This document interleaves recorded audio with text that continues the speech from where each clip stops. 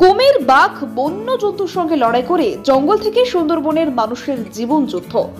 জঙ্গল মানুষের ভরসা, সেই জঙ্গল ধ্বংস করতে পিছপা হচ্ছে না মানুষ।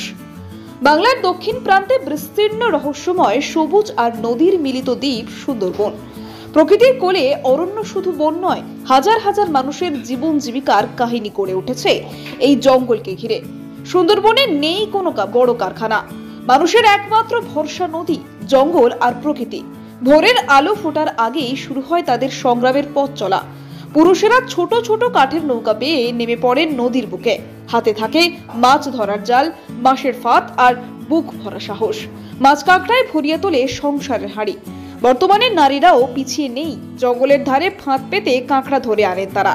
কিন্তু এই নদী জঙ্গল আবার তাদের মৃত্যু ফাঁদ, কারণ এখানেই প্রতিনিয়ত লুকিয়ে থাকে বন্য জন্তুর ছায়া।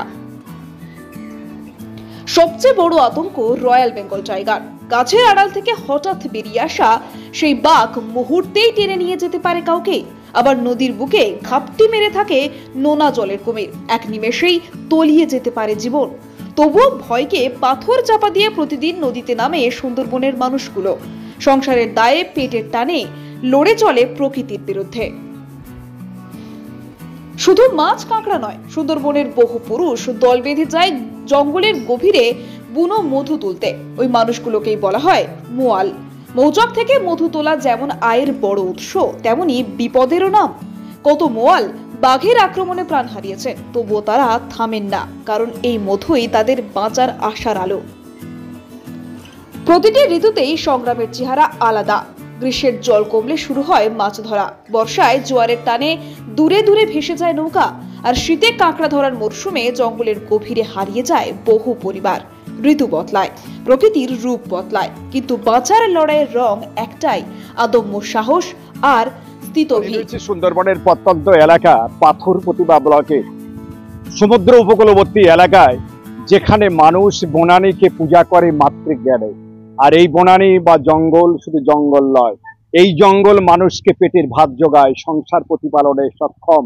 এই জঙ্গল মানুষকে কিন্তু জানায় তিনি আছে, মাথা তুলে আছে, এবং এলাকার মানুষের কাছে, সহায় সম্বলের মানুষের কাছে একটি মহিরুহ। আর এই যে জঙ্গল, এই জঙ্গলে কিন্তু মাছ ধরতে এসে ইতিমধ্যে প্রাণ হারিয়েছে বহু মানুষ। সুন্দরবনের প্রত্যন্ত এলাকা পাথর প্রতিভা, গঙ্গাসাগর, কেদারগঞ্জ, কাকদ্বীপ, নামখানা, সেই সঙ্গে জিপ্লট থেকে শুরু করে বিভিন্ন জায়গায় ঝড়খালি, গোসাবা, বাসন্তী, কুলতরে, এই সমস্ত জায়গার মৎস্যজীবীরা বনানীকে মাতৃজ্ঞানে পূজা করে। কিন্তু এই জঙ্গল থেকে প্রচুর মানুষের জীবনহানি ঘটলেও আবার হাজার হাজার লক্ষ লক্ষ মানুষের জীবিকা নির্বাহের একমাত্র অবলম্বন এই জঙ্গল। জঙ্গলে কেউ মধু ভেঙে, কেউ মাছ ধরে, কেউ কাঁকড়া ধরে জীবিকা নির্বাহ করছে। কেউ গিয়েছে বাঘের পেটে, কেউ গিয়েছে কুমিরের পেটে, কেউ বন্যজন্তুর আক্রান্তে মৃত্যু হয়েছে। কিন্তু এই জঙ্গল জঙ্গল, এই বনানী এই বনানী। আবার পর্যটকেরা, আমাদের এই অদূরেই রয়েছে কলসদ্বীপ, বড়ি ক্যাম্প, এখানে কিন্তু বেড়াতে আসে প্রচুর মানুষ। আবার এই জঙ্গল দেখার জন্য, ভ্রমণ করার জন্য প্রচুর মানুষ আসে। আর এই জঙ্গলকে কাটছে এলাকার মানুষ, তাই এই জঙ্গলকে মাতৃজ্ঞানে পূজা করছে এলাকার মানুষ। প্রশাসনের পক্ষ থেকে বারবার ঘোষণা, গাছ কাটা নয়, একটি গাছ একটি প্রাণ, গাছকে বাঁচান।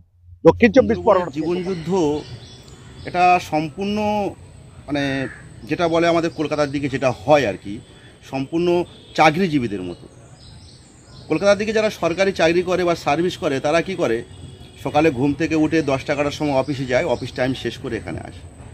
আমাদের সুন্দরবনে সকাল হয় 5টার সময়, তখন থেকে শুরু করে আমাদের এই যুদ্ধটা সারা দিন সারা রাত চলে। বিশ্রাম পায় অষ্টমীয় কিছু সময়। আমরা এখানে যারা সুন্দরবনে বসবাসকারী, আমাদের এখানে মা বোনেরা, দাদারা যারা আছে, তারা সকালে উঠে মায়েরা হাতে কাঁকড়া ধরার ছাঁকনি, কাঁকড়া ধরার সুত নিয়ে বেরিয়ে পড়ে নদীতে মাছ ধরতে, কাঁকড়া ধরতে। দাদারা, ভাইয়েরা যারা আছে, তারা কি করে, ছোট ছোট কাঠের নৌকা তৈরি করে নদীতে বেরিয়ে পড়ে মাছ ধরার জীবিকা নির্বাহ করার জন্য। এটা আমাদের নিত্যদিনের চাকরির মতো। তারপরে যারা আছে আমাদের মৎস্যজীবী ভাইয়েরা, টোলার টলি যারা আছে, সমুদ্র থেকে মৎস্য শিকার করে এনে আমাদেরকে আমাদের মুখে তুলে দেয়, বা আরও যারা বিভিন্ন জায়গায় তুলে দেয়, সেগুলোও তো আছে। এর মধ্যে হয়তো আপনারা শুনেছেন বা জানেন যে রায়দিঘি, কাকদ্বীপ, নামখানা, ডায়মন্ড, এই সব জায়গা থেকে যে মৎস্য বন্দর, এই সব জায়গা থেকে যারা বিভিন্ন প্রান্তে গভীর সমুদ্রে গিয়ে মৎস্য শিকার করে, অনেকেই এদের মধ্যে প্রাণহানি মারা গিয়েছে, অনেকে আহত হয়েছে, এখনও অনেকে নিখোঁজও আছে। তাদের পরিবারের লোক জানে না সে ব্যক্তিটি এখনও বেঁচে আছে কি মারা গেছে।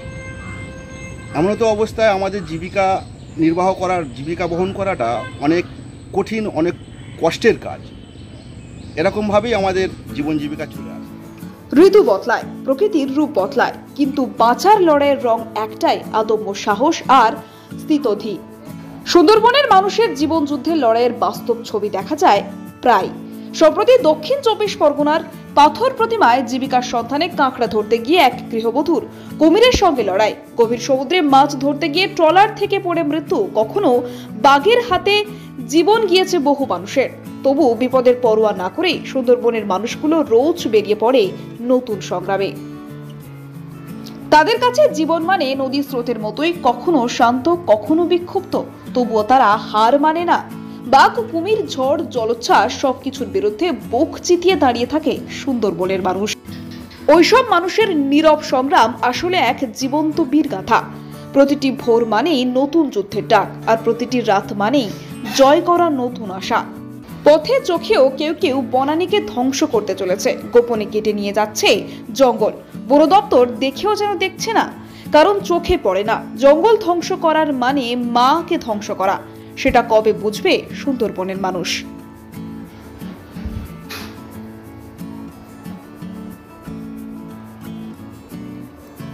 সুন্দরবন থেকে গোপাল সিলের রিপোর্ট, ডিএন নিউজ বাংলা।